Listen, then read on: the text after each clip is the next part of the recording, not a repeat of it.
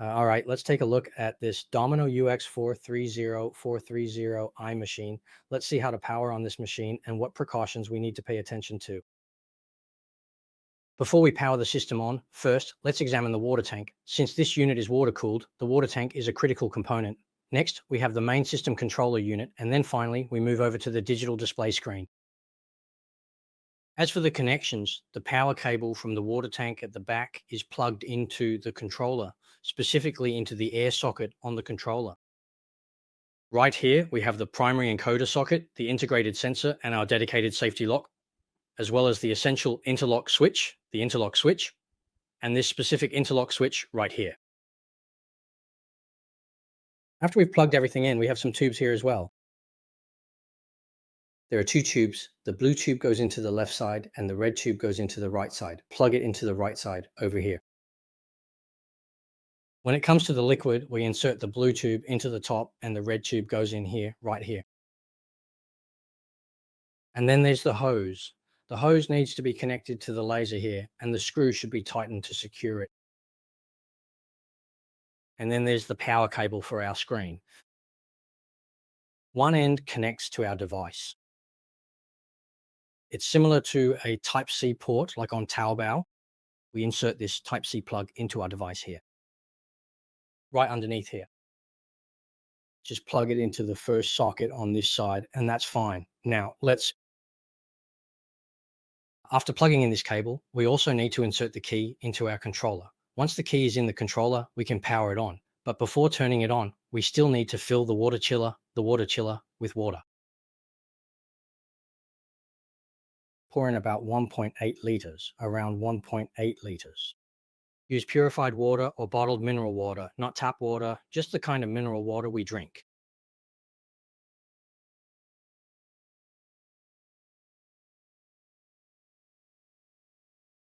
All right, once we've filled the water chiller, when using the water for the first time, we need to fill it up to the max mark.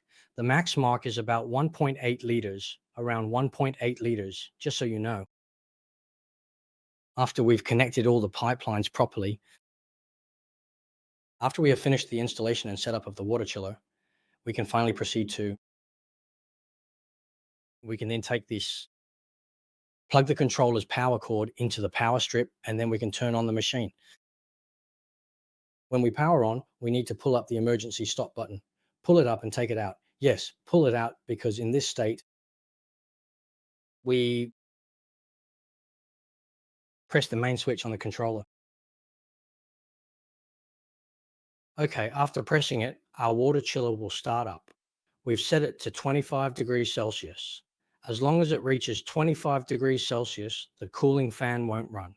If we set it to 25 degrees and it goes up to 26 degrees, then the system will bring the temperature back down.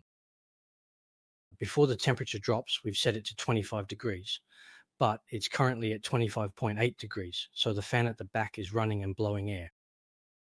You can hear the fan blowing here because the actual temperature is higher than the set temperature. Okay. Let's turn on the machine and the laser. Right now, we're just turning on the main power and then using the key. All right. Keep a close eye on this. Okay. We've turned on the main power and the indicator light here will also turn on. Now we just wait. We wait for it to preheat. As we wait, each of these lights will gradually turn on and the screen will also light up. On this interface, we need to wait for it to start up the internal system. It's the same system as in the DX360 machine. Also, our water flow is 5.3 liters per minute. This value must be greater than 3.5. If it drops below 3.5, an alarm will go off. Once the alarm sounds, our staff won't be able to start it up.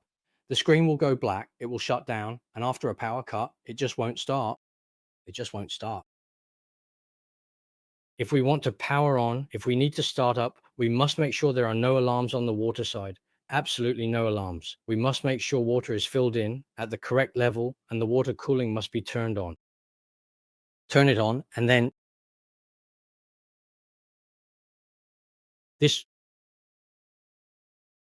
the safety interlock switch must be plugged in.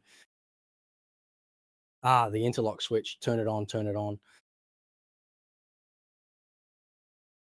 this 6.6. The ignition switch must be properly plugged in, otherwise we won't be able to start the machine. Only after turning the key can we proceed. The indicator light will turn on. Of course, the lever in the control room must also be pulled outwards. It cannot be pressed down. It must be pulled out. This way we've successfully started it up. Now, when we start up, the screen is locked and we're not logged in yet. We need to log in. Click on login, click this lock icon, and I'll enter the password. The password is AD. Am I here? Once that's done, we click save and then log in. Let's wait 5 seconds. Okay, now we've logged in. The menu will appear here and the buttons will also show up. If we want to print, we just click this. You can just print now.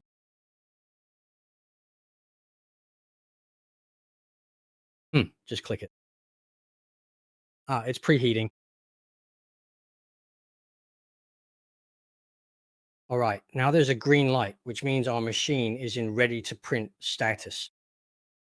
We can start printing, but before that, let's check something.